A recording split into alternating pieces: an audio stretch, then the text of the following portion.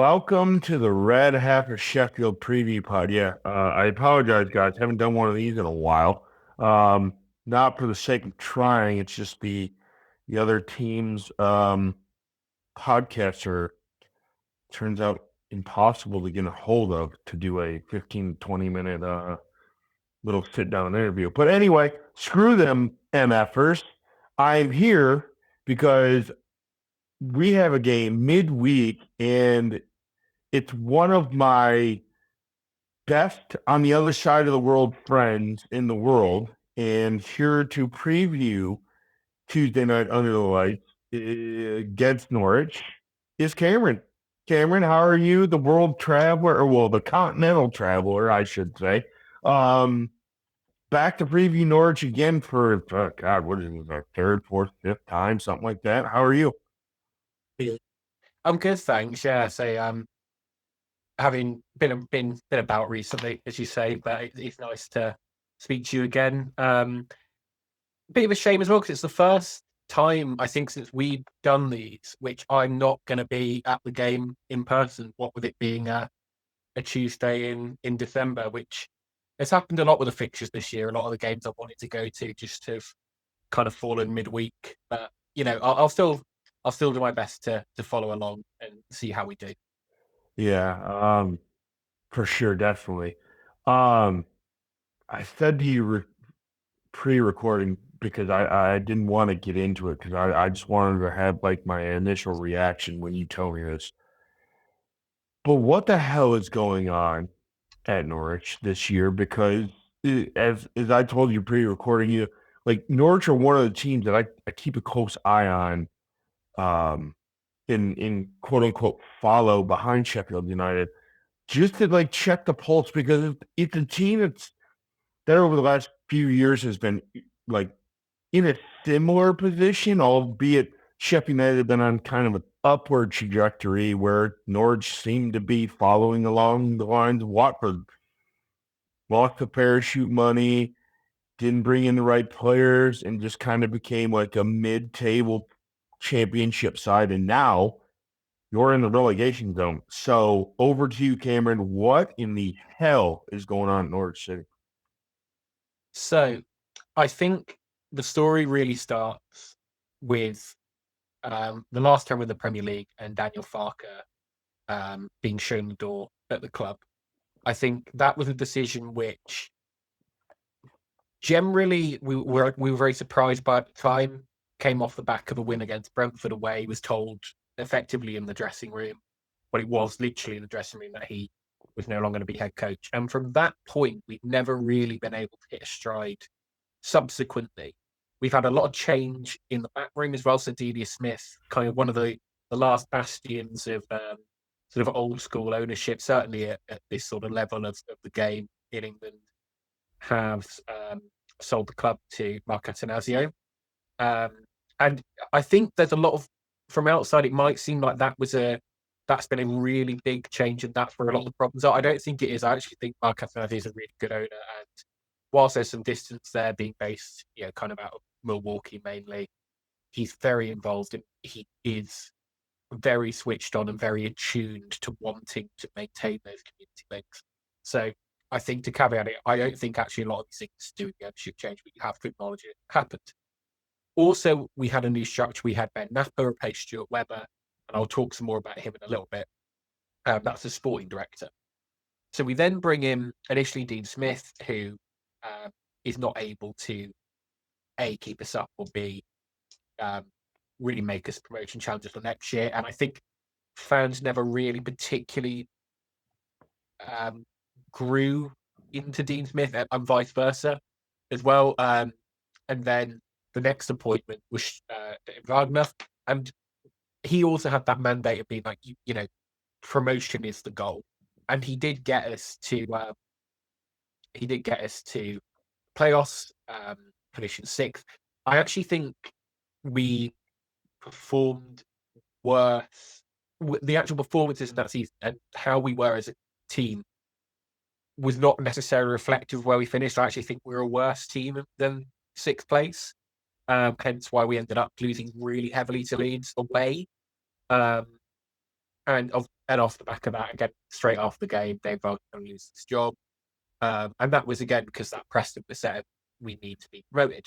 At this point, we've lost our parachute payments and we bring in Yannis Thorpe. And this is sort of billed as a reset. And this is, at this point as well, the second appointment that's been made by Ben Napper. He also appointed David Wagner. And I personally really like Yannis Thorpe, and I felt like there was a project there. But he ended up being sacked after Millwall, sort of about 3/4 of the way through the season. Last time out, and again, I was at that game. I was thinking during it, because if we were bad, it was boring. Like, this is the first time I really started to question, should he be in this role? But I did not expect him to be sacked afterwards. And at that point, we then appoint Liam Manning. And again, this is Bill's another reset. But it's important to point out with Thorpe that the club kind of, I think, generally did move the goalpost a little bit upon Thorpe's side. It's very clear that when they sort of said the reason they sacked him was because we weren't challenging for promotion, he very clearly hadn't been told that was the goal at the time, and he was sort of told that for that season, he felt like he had more time, and that was going to be a slightly longer term aim, maybe 2-3 years, sort of more a mid-term aim, perhaps. But then we brought in Liam Manning, and I thought, and I put this in my preseason predictions, that we would probably finish sixth. I thought we had really, really good signings. I thought Manning was a really impressive appointment with what he'd done at Bristol City. There are a couple of question marks over him, because he grew up in the area, sort of had a season here at Carrow Road, but was sort of a bit hesitant to say he was a Norwich fan. I think it's sort of well known that he also had a lot of support as a child from Man United, which isn't a problem. It doesn't matter, but it was harder for him to then really bill it as him being this local fan of the club, which he was, but not to the extent, say, Chris Wilder can do, for example, with Sheffield United. But actually, again, the signing's really impressive. He had left a very successful Bristol City side. He had a good track record with promotion, and that was very clear that was the aim. And it just didn't work. And I think that the debate then was, first of all, is it the manager? Is it the team? Definitely a lot of it was confidence. You could see players like Josh Sargent, like Jack Stacey, who started the season and had done in previous seasons, been fantastic players, just looked like shadows of themselves. And you're sort of thinking, were the signings good? Is this a poorly recruited team? Is this a manager who can't get the right tune out of it? But as it went on, it just perpetuated it. You could see that it wasn't working on any level. But then you have this sort of farcical period where the club were telling us sort of everything was happy in training, nothing was really wrong, but you could see the results. And then it also was compounded by, I think, two key things for me then. And it then kind of boiled down to Ben Napper and Liam Manning were both deeply unpopular, and it was a thing of, do you sack one or do you sack both? I think for me at the time, and I will say, given the upturn in results, I was maybe slightly overly emotional about it. I felt like both of their positions were untenable after we had lost to Ipswich. Two reasons for that is, one is we were on such a long run of an undefeated run against them, and we had a lot of very poor teams who had managed to avoid losing, and that was a very important thing to us as a club, having that kind of long unbeaten run. But also, a key player within that game was Marcelino Nunez, who made him want to leave and go to Ipswich, and he is by far the person fans blame the most for it. Yeah. But for me, I felt, as a sporting director, especially for Ben Napper, you cannot sell a player to our biggest rivals to then lose a streak that's very important to us as a club. It's true.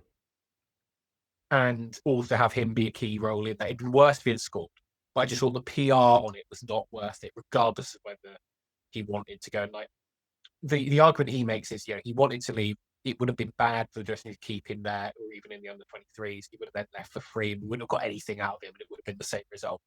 But I would then say that's then not your fault. Hmm.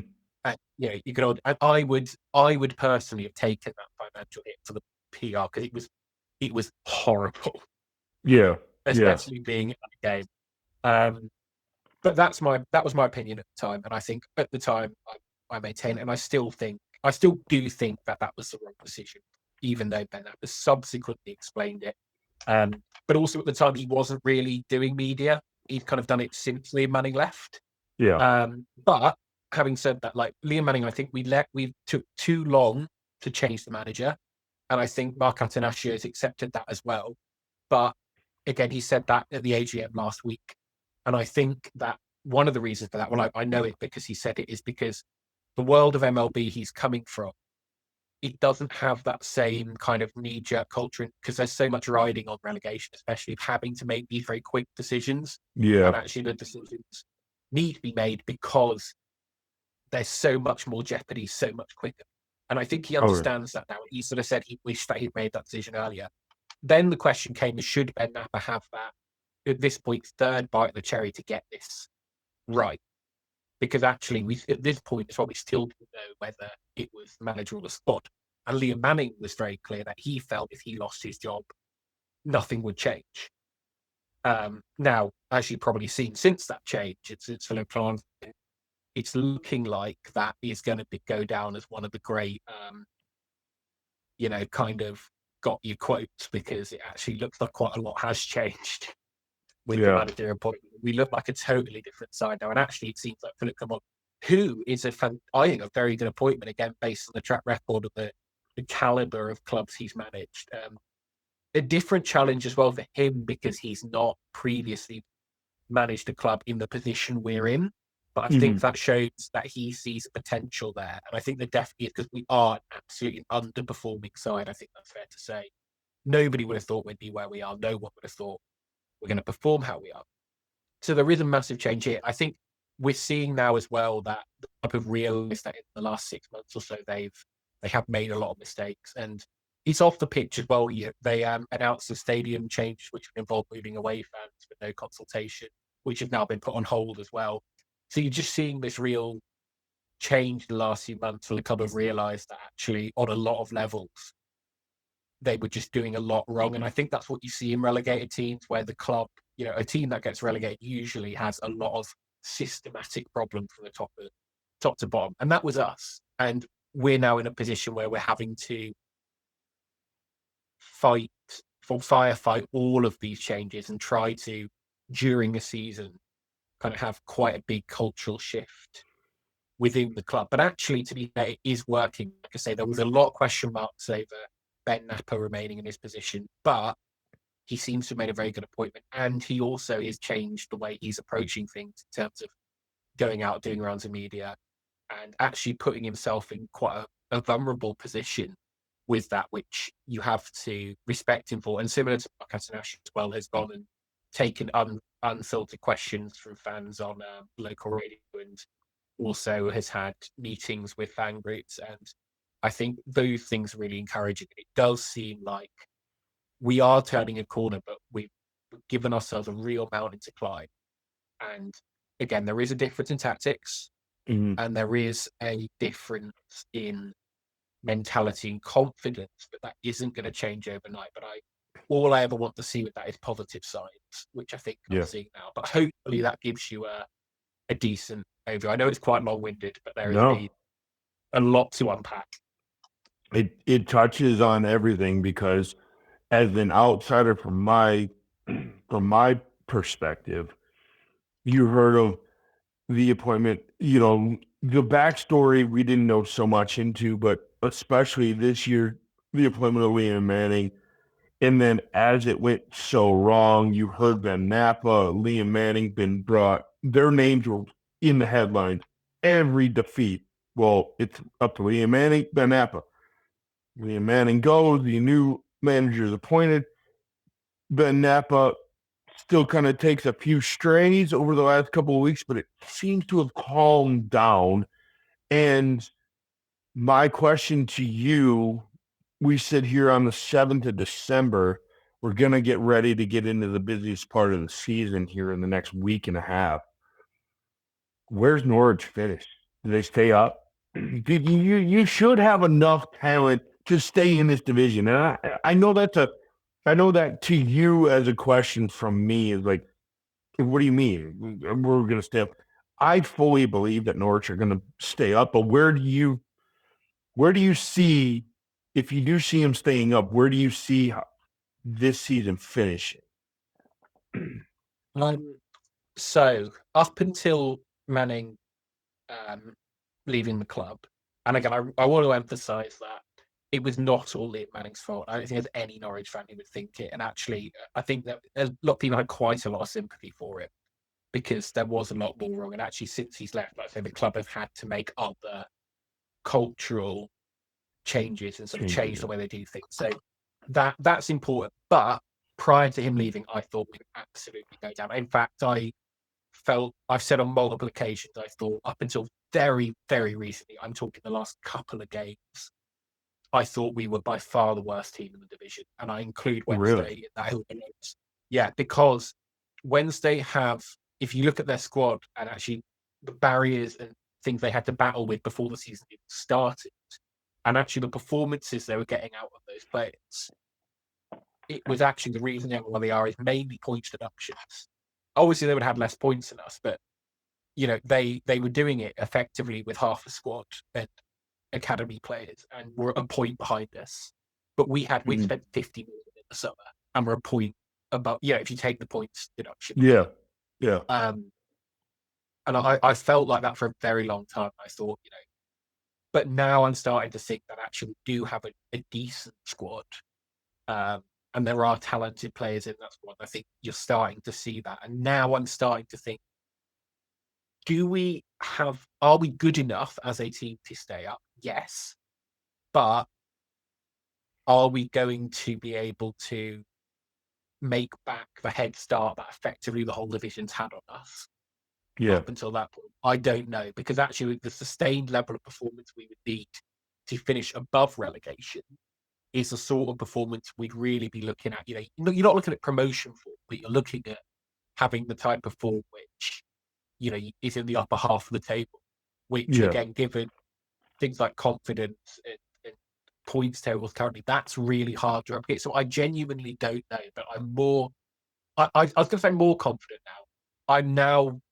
I have a level of confidence which Yeah. previously I had, which I think is so. I think we could, if we do stay up, it will be so marginal. Because also the thing with confidence is like if you take the last game we had against Watford, we should have won that game. Yeah. And there were a lot, Yeah. and actually, there's been a lot of games this year, like Oxford, another example. There's other examples during Liam Manning's era as well. Liam Manning's last game in charge, actually, on Bonfire Night, was one where I came away from that just thinking we should have won that, Mhm. but it's not the opposition's. You know, it's not because of the opposition that we lost. They didn't win because we've let the other team win. And actually, there's not been any games. There's maybe one or two we've been really, completely played off the park. We often will score and then we'll lose. You know, we'll concede in the second half, concede 2 goals in the second half, and we'll end up Mhm. throwing away points by usually quite marginal, by a goal. We'll lose. But it's just this constant pattern, and that again is a confidence thing. Like, you can't have that consistent level of point dropping in such a formulaic manner without it being something psychological happening, in my opinion. Um, but I think that's the thing which I'm worried we're not going to be able to change, because I think you've seen that Watford, the performance was so much better. It was It like a was. night and Yeah. day tactically, but if you're your own worst enemy, that is the sort of thing which what does get a team relegated. But Mhm. the other side of that is that I've long thought that to get relegated from the Championship, you either need to be staggeringly bad or have a points deduction. And we don't have a points deduction. And I don't think we are staggeringly bad anymore. Yeah. But it's just the point of, were we bad enough in that first third to a half of the season that we can't make it up? Yeah. Yeah. No, I get it. And I draw a lot of comparisons to how Sheffield United started the season so bad. Now you look over the last month and they've kind of got the ship righted, and now they're starting to pull themselves away from the relegation zone. Mhm. Um, it's just I look at the table every week, and if I'm not able to watch the Norwich game, I look at the result and just like, well, that's not what you wanted. Moving on to Tuesday night, Bramall Lane. Do you Mhm. think Norwich come in and get anything out of this, or is it this is a team that scored at least 3 goals in the last 4 games, not counting Saturday when they put 4 past Stoke? Do you give them any sort of shot on Tuesday night? If you'd have asked me 2 weeks ago, I'd have said this is a really the sort of game we would want to think we could win, and Mm, it's a real 6 pointer. Now, I don't think so, and I don't think that's actually anything to do with us. I think since the Steel City Derby win, United have just been such an impressive side and have turned the type of corner we all need to turn. mhm. Because like going over your last 3 games, like the first thing which struck me is like just how exciting you look as a team and how you play. And Yeah, there's these really kind of really quick on the break, quick transitions, which for me is something I wish Norwich did. It's something I always want to see in teams. But I don't know if it's like that placebo thing where you think every team breaks quicker than your own team. exactly. And Yeah, you're like, yeah, yeah. But actually, like, it genuinely do. Um, Again, I think you're great on set pieces, which is a weakness for us. Again, I think everybody thinks their team's bad at set pieces, but corners are United are great at. A team which can consistently score outside the box as well, I think, is yeah, something which you can't really even defend against if people are just good at And again, it's so consistent that it has to be a tactical thing. All having players who are capable of doing it. So you have conceded a couple like Leicester. I think there's a couple of weak points in defence, but actually some of those goals are quite fluky because you're certainly very a powerful team, and you will win 50-50s defensively, which for me is the mark of a really good team. When you got two people challenging for the ball, are you confident that your player is going to come out on top of it? Again, particularly defensively, I think so. It's a shame as well because you're very strong in the first half. We tend to have quite strong first halves and drop mhm, off in the second half. But I think because of how you're playing better than us. We're going to have a weak second half anyway. So I yeah, think that's kind of another tick in Sheffield United's favour. And the only other thing that I sort of really noticed was like you're good at drawing fouls. Brooks is really good at it, yeah, and yeah. that kind of thing. He's You mentioned getting that, yeah. free kicks, getting penalties. Um, and I think that's something where I think defensively we still have a lot of problems. We've got a very big injury list, and it is Mhm, looking better. But again, we do concede goals, but that's kind of always been our thing, and that's sort of like for as long as I can remember, we've always been a team which will score a lot but will concede a lot. But mhm. our issue is we don't score, which we're sort of seeing at the minute. But and the mistakes are kind of mounting up, especially with like I say extensive defensive injury list. But to me, it points toward a Sheffield United win. If we can get a draw, especially away, I would think that's a very, very good point for us. Yeah. Um, No, I first everything you've mentioned over the last little bit here. Because I was looking into this game and thinking it'd be a draw, but everything that you kind of just touched on makes me want to believe that the Blades might take all 3 points and continue their winning run because, oh man, it's so crazy to see what just a bit of confidence does to a team. And I feel like this United team is, I don't think they're at full confidence, but they're virtually 180 degrees from where they were about a month ago, where they couldn't kick a ball in a straight line. That is where I think it goes to Sheffield United. Might it be able to take all 3 points, but they've certainly set up for an interesting one under the lights of Bramall Lane on Tuesday night. Well, Cameron, I once again I thank you for coming on the podcast and previewing Norwich. We will do this again for the reverse fixture. Tell the people where they can find you on the interwebs. So you can find us on Blue Sky and Twitter at alongcomenodge. You can also find our website, which is alongcomenorwich.com. Good deal. Definitely give them a follow and a listen. Cameron is probably my favorite person I have on to talk to him about Norwich City. But yeah, until I am back to preview, I don't think West Brom. I think it might be Birmingham after that. So I will, until then, I will leave you with Up the Blades.